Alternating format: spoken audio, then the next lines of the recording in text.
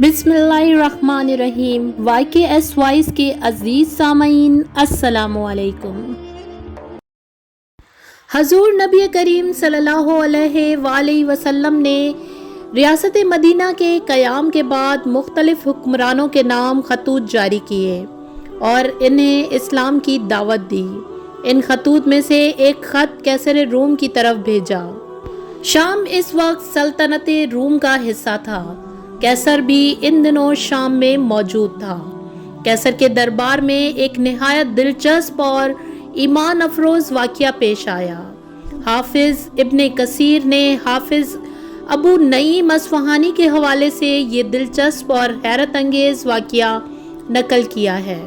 वो लिखते हैं कि जब हजूर नबी करीम सल्लल्लाहु अलैहि वसल्लम ने दाहिया कल्बी रज़ी अल्लाह ताला अन्हो को शाह रूम हरकल की तरफ अपना सफ़ीर बनाकर भेजा तो इस वाक़ये पर शाह रूम ने शाम में आए हुए ताजिर अबू सुफियान और उनके साथियों को अपने दरबार में तलब करके उनसे वो मशहूर सवालात किए जो सही बुखारी और सही मुस्लिम की रिवायात में मौजूद हैं। अबू सुफियान अभी तक मुसलमान नहीं हुए थे, इसलिए उनकी यही कोशिश रही कि वो रसूलुल्लाह सल्लल्लाहु अलैहि वसल्लम को हरकल की निगाहों में माज़अल्लाह हकीर और कमतर बनाकर पेश करें।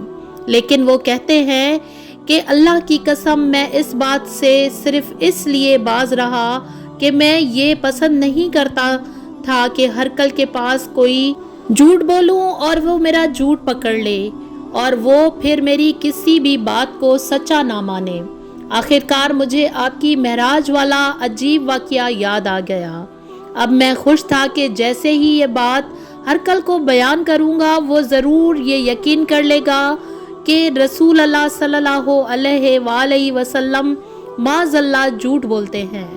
मैंने खुशी खुशी कहा, बादशाह सलामत, क्यों ना मैं आपको एक ऐसी बात बताऊं जिससे आपको मालूम हो जाए कि इस शख्स यानी हजूर सल्लल्लाहु अलैहि वसल्लम ने झूठ बोला है।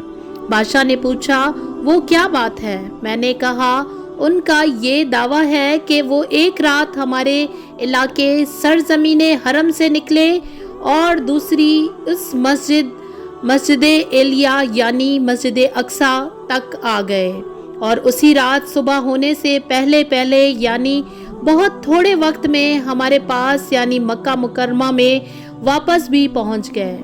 अबू सुफियान दिल में खुश था और कैसर पर निगाहें लगाए खड़ा था कि अचानक कैसर गुस्से से तिलमिला उठेगा और कहेगा कि ये झूठ है। ऐसा हरगिज भी मुमकिन नहीं। लेकिन अबू सुफियान को क्या खबर थी कि अल्लाह ताला जब अपने महबूब की इज्जत अफजाई फरमाता है तो गवाही भी दुश्मन के घर से दिलवाता है। जैसे ही अबू सुफियान ने वाक़िया महराज का हवाला लिया, एलिया यानी बैतुल मुक़द्दस का सबसे बड़ा पादरी इस वक्त कैसर रूम के करीब ही बैठा था। उसने अबू सुफियान की ये बात सुनकर फौरन कहा, मैं इस रात से वाकिफ हूँ। कैसर रूम ने हैरत से पादरी की तरफ देखा और पूछा, तुम्हें इसके बारे में कैसे मालूम हुआ? उसने कहा, मेरी ये आदत थी कि मैं रात को सोने से पहले मस्जिद अक्सा के सारे दरवाजे बंद करके सोया करता था। उस रात मैंने सारे दरवाजे बंद कर दिए मगर एक दरवाज़ा मुझसे बंद ना हो सका। मैंने अपने कारिंदों से और जो दीगर लोग मेरे पास मौजूद थे सबसे मजमूई तौर पर मदद तलब की, मगर हम सब मिलकर भी इस दरवाजे को हिला भी ना सके। ऐसा लगता था जैसे हम कोई पहाड़ इसकी जगह से सरका रहे हैं। मैंने तरखानों को बुलाया, उन्होंने इस दरवाजे का मुआयना किया और बताया कि इस पर तो चौखट और इमारत का बोझ पड़ गया है, हम इसे सुबह होने से पहले नहीं हिला सकते। हम सुबह देखेंगे कि ये बोझ कहाँ से आ पड़ा है। मैं वापस आ गया, दोनों दरवाजे खुले ही रहने दिए। सुबह हुई, मैं इन दरवाज़ों के पास गया। क्या देखता हूँ कि मस्जिद के एक कोने में पड़े हुए पत्थर में ایک سوراخ موجود ہے اور اس میں جانوروں کو باندھنے کا نشان بھی موجود ہے۔